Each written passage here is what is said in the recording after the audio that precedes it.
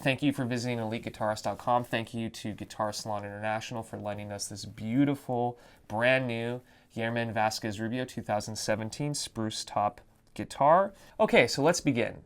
Today I'm going to be going over how I practice tremolo, a special technique for the classical guitar.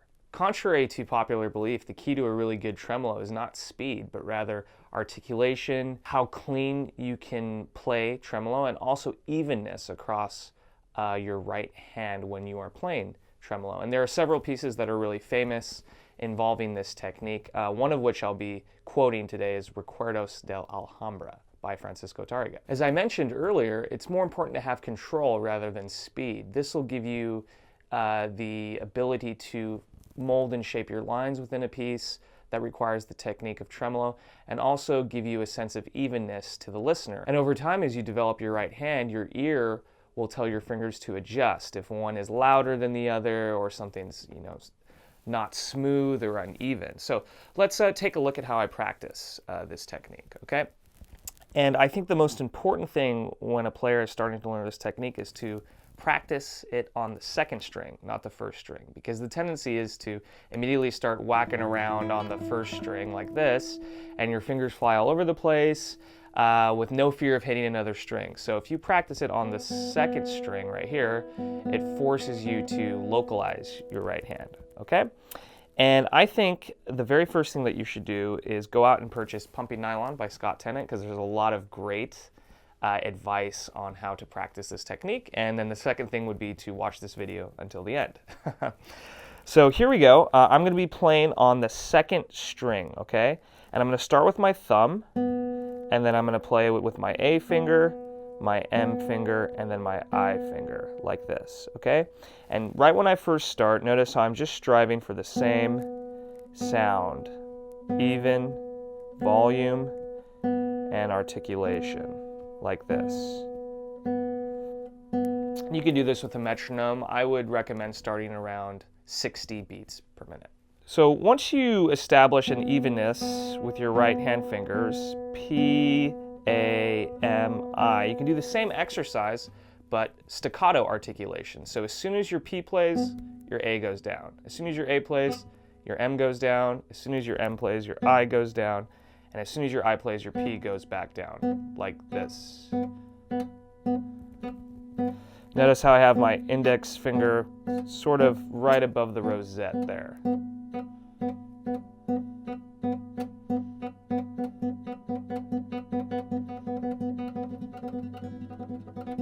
So on and so forth. And you, of course, will cover this with a metronome as well. And then, once you practice that for maybe 3 to 5 minutes on the same string, I recommend that you incorporate speed bursts. So if this is your 8th note pulse, 1 and 2 and 3 and 4 and every 3rd or 4th beat, I recommend including a burst of 16th notes. So I'll demonstrate here. A few beats of 8th notes followed by a burst of 16ths. 1 and 2 and 3 and 4 and 1 E and a 2 E and a 3 E and a 4 E and a 1 and 2 and 3 4 and 1 E and a 2 E and a 3 E and a 4 E and a 1. Okay? And if you want to take this exercise even one step further, I recommend incorporating reverse tremolo. So P-A-M-I followed by P-I-M-A. So you start with the normal order of tremolo, followed by reverse, P-A-M-I, P-I-M-A burst, P-A-M-I, P-I-M-A, P-A-M-I, P-I-M-A, P. Okay, so far we've only focused on playing on one string, the second string. Eventually, when we start to play a piece involving tremolo, we're going to have to move our thumb around the other strings, like this. Okay? So it's really important to develop the movement of your thumb while playing this technique. So before you even incorporate tremolo, I would just alternate between P and I along the second string and the third string, like this. And then move your thumb to the 4th string, the 5th string, and the 6th string, like this. And this forces you to practice moving your thumb while leaving the rest of your hand stationary. And And then you can do the same thing with each additional finger, your M finger and your A finger. Then your A finger.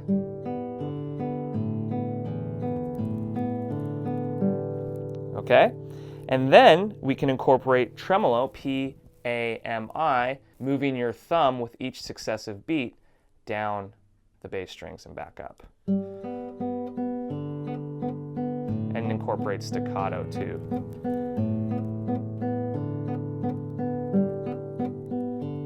You can even change the order of the tremolo, reverse. So you're practicing all these different things at the same time. Okay?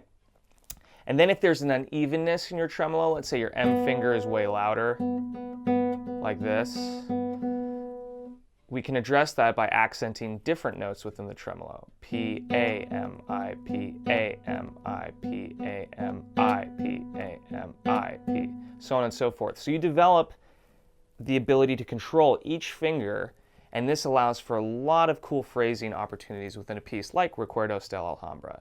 Which brings me to my next idea for practicing tremolo that's very effective.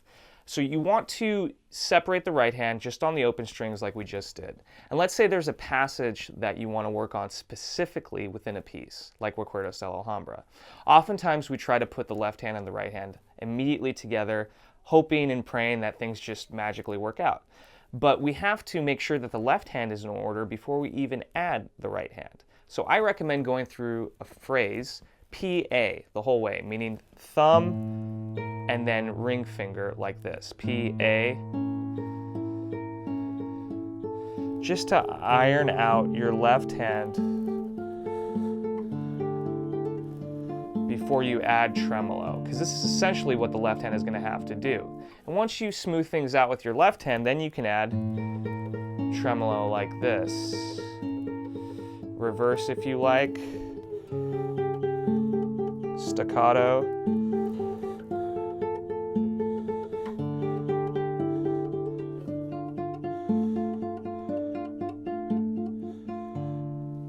And it's important to pay attention to the sound that your thumb is making. You want to make sure it's a beautiful sound and also not have it overpower the tremolo that your A, M, and I finger is producing throughout the piece.